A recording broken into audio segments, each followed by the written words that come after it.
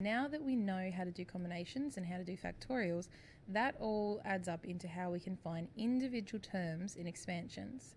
So here I want to find the fourth term in x plus 2 to the power of 9. Okay, so we want to know how combinations and factorials fit in there. It's because of this.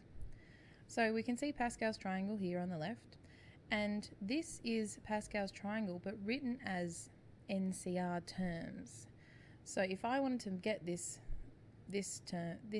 level of my triangle, this is what my combinations would be. Okay, so you can see my first term would have the coefficient 3 choose 0, which if you figured it out comes out as 1. My second term would have 3 choose 1, third term, fourth term. So what I want you to note there is that when I want the first term, my R is 0. Second term, R is 1. Third term, R is 2. Fourth term, R is 3.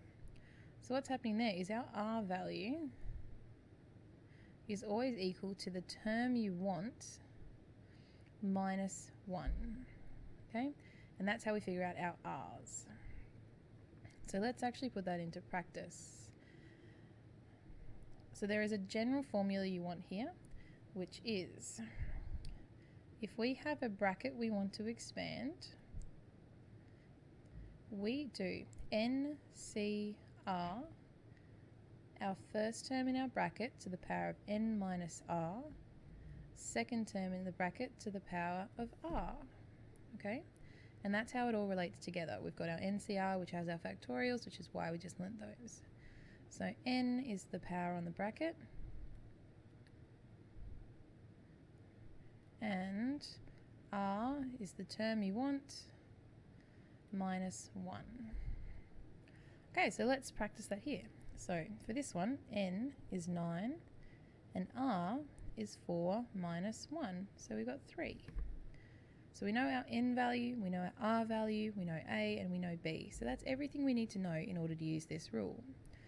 So n, 9, cr, 3.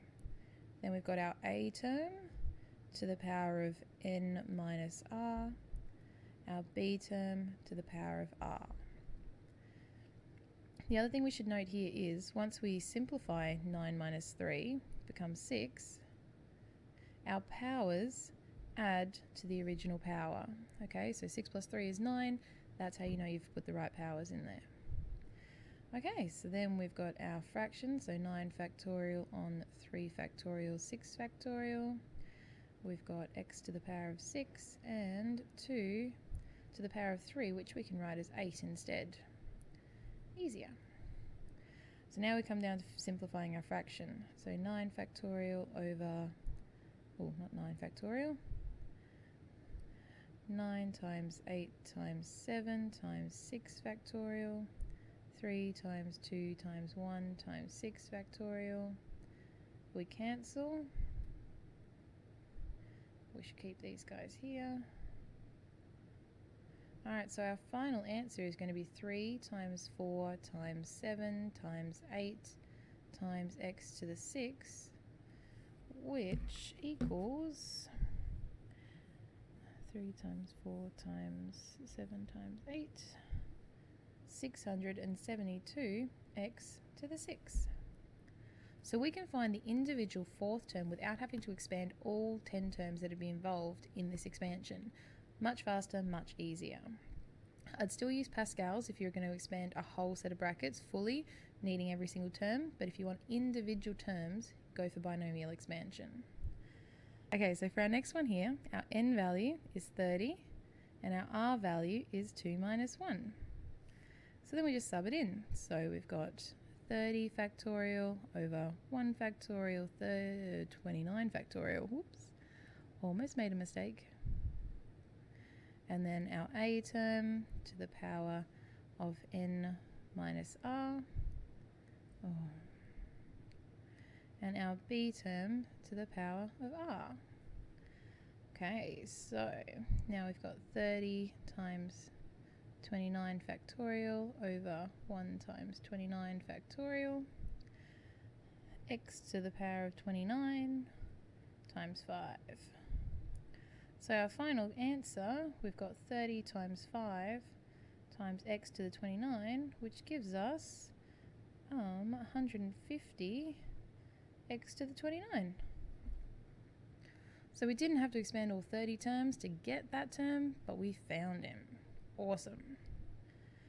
You can also come across problems where they don't give you the term number, they give you one of the terms. So here I want to know, when I have x squared in my term, what is the whole term? So we're going to set it up as much as we can. So we know our general rule is NCR, a to the n minus r, b to the r. Okay, so we know n, but we don't know r. We know a and we know b, so we can set it up as much as we can. So n, choose r, don't know r yet. X, I don't know this value because I don't know r. And -4, I don't know this number. Okay, but the question does say I want the x squared term, which means this little thing above the x is going to have to be a 2 to make that work. And hopefully you remember that our powers need to add to the original power, which means that this guy is to the power of 4. So what does that make our r value? Well, in our rule, r is the number on our b term. So for this one, r is 4. And that's how we set it up. And then we just solve it like we solve the other ones. So we got 6 factorial on 4 factorial, 2 factorial, x squared, and -4 to the 4 is 256. Alright, so 6 times 5 times 4 factorial, 4 factorial times 2 times 1, cancel what we can, 2, 3. Okay, so now we've come up with 3 times 5 times 256 times x squared, which equals 3 times 5 times 256, 3,840 x squared. Not too bad.